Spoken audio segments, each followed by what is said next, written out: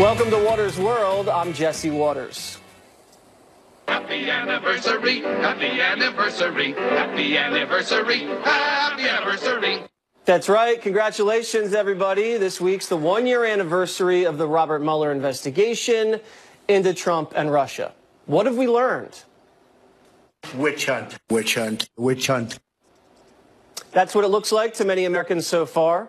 More than $3 million taxpayer dollars have been spent. More than 100 people from the campaign, government, and private industry have been interviewed. 15 search warrants issued. Millions of documents turned over. And no one's been charged with any crime involving collusion, treason, or espionage. In fact, the New York Times reporting this week, a year and a half later, no public evidence has surfaced connecting Mr. Trump's advisors to the hacking or linking Mr. Trump himself to the Russian government's disruptive efforts. In that same New York Times piece, some stunning information came out. You ready? 100 days before the election, the Obama administration placed at least one spy in the Trump campaign. The Obama administration opened up an investigation into the Trump campaign without any criminal evidence. The Obama administration used secret subpoenas to obtain phone records and other documents from the Trump campaign. And the Obama administration used an unverified dossier of Russian smears paid for by Hillary to eavesdrop on the Trump campaign. The bottom line remains. Team Obama spied on the Trump campaign using wiretaps and moles with no clear justification. And now the same federal agencies who launched the investigation are stonewalling the American people. House Intelligence Chairman Devin Nunes had this to say. If the campaign was somehow set up, I think that would be a problem, right? If there were somehow meetings that occurred and all this was a setup, because we have yet to see any credible evidence or intelligence that led to the opening of this investigation. Investigative reporter and Fox News contributor Sarah Carter joins me now to break this all down. Sarah, Devin Nunes, he didn't clearly say it, but he basically made the premise that there's evidence this may have been a setup from the jump. Do you believe that? Yes, I absolutely do believe that. Based on all the evidence that we have now, as compared to what we had over a year ago. And there's something else, Jesse. Remember, these are the same people that went after Chairman Nunes. They went after me on my breaking stories on this. Other journalists who were trying to look into this at the time, saying this is just implausible. This is a joke. This isn't even true. And now, going into the second year and all of the evidence that has come out of this, what we have discovered is a system that used our it was a counterintelligence investigation. That's very important. It allowed them, which is the DOJ and the FBI, as well as other intelligence agencies, to basically weaponize the tools in our IC community, our intelligence community, against a campaign. That's just shocking. Just think about it and take a step back here. Imagine if the Bush administration had used a counterintelligence operation against the Obama campaign over nothing. Because right now there has been no criminal evidence to show there was any wrongdoing to justify the wiretapping and the secret subpoenas and even the opening up of the investigation. You had the New York Times report come out this week. Crossfire Hurricane was the code name they used of this counterintelligence espionage investigation.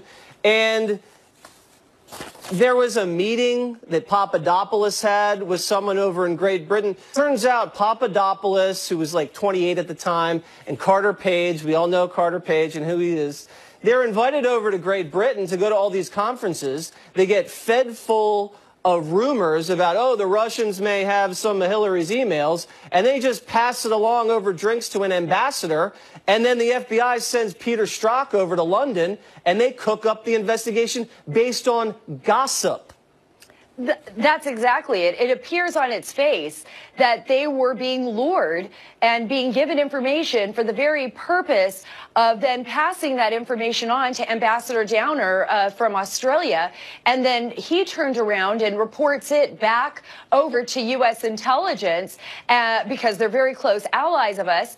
And then an investigation ensues. And remember, this was right after they pretty much exonerated Hillary Clinton in a criminal investigation. And it's also right after they'd gotten their hands on this fake dossier that Hillary paid for, filled with unverified salacious information, which they used to obtain the warrant. Now, the Daily Caller has a piece and seems to be asking questions about who the spy was on the Trump campaign. Well, this is what I know.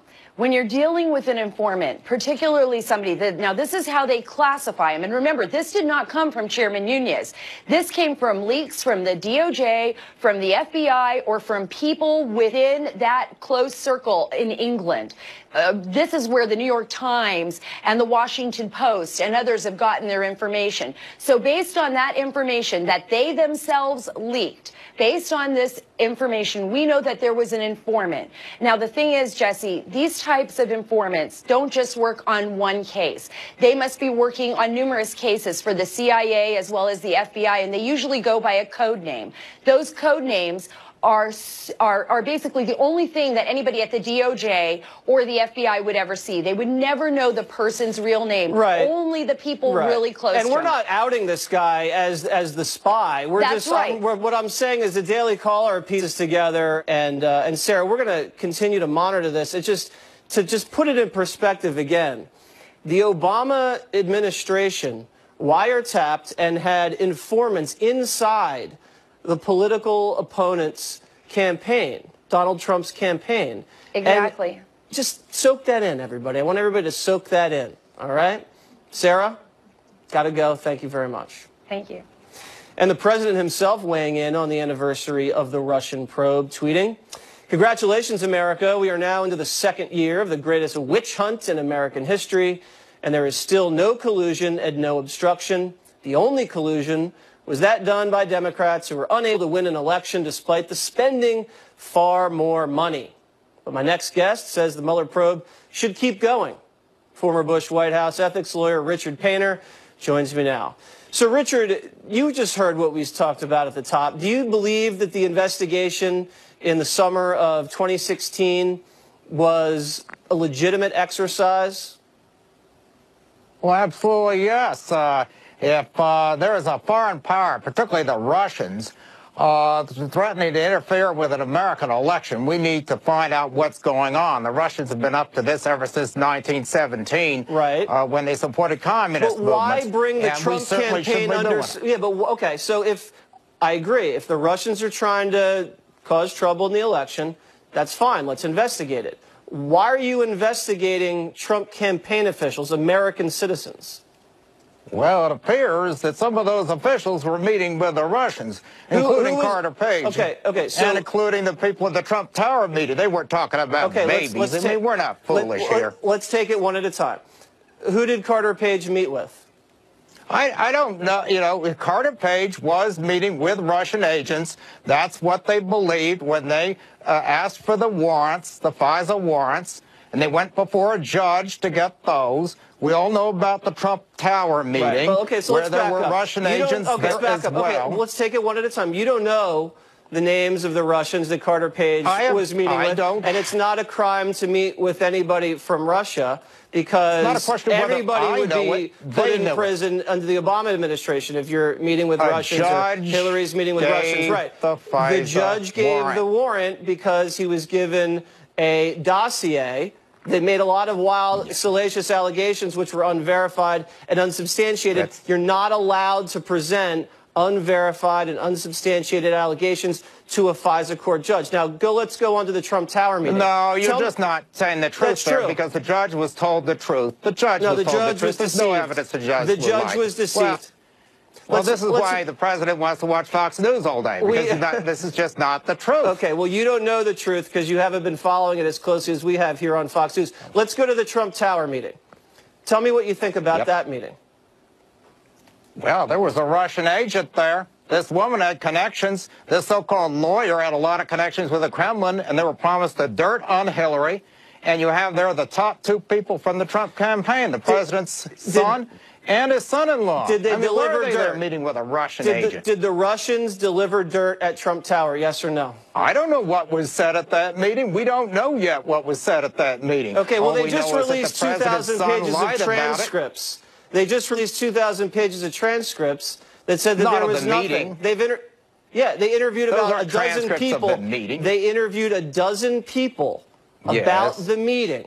Everybody at the meeting was interviewed by these investigators, and those transcripts were released. No dirt was moved from Russia to the Trump Tower team. Zero. That's not true. Oh, really? What's you know the full truth? well Were you there? that the dirt... First, the dirt clearly came out in the summer of 2016. It was given to WikiLeaks. Whether or not it was delivered at that meeting, and whether or not those people are telling the truth about what happened at that meeting. You don't know anything about that meeting. You don't know that WikiLeaks information was delivered at Trump Tower. That's never even been said before. You're the first person to ever bring that up. And as a matter of fact, Bob Mueller's job. Hillary paid for Russian dirt on Trump and use it to get a wiretap. There was no payments made at Trump Tower, and there was no dirt. That's the difference.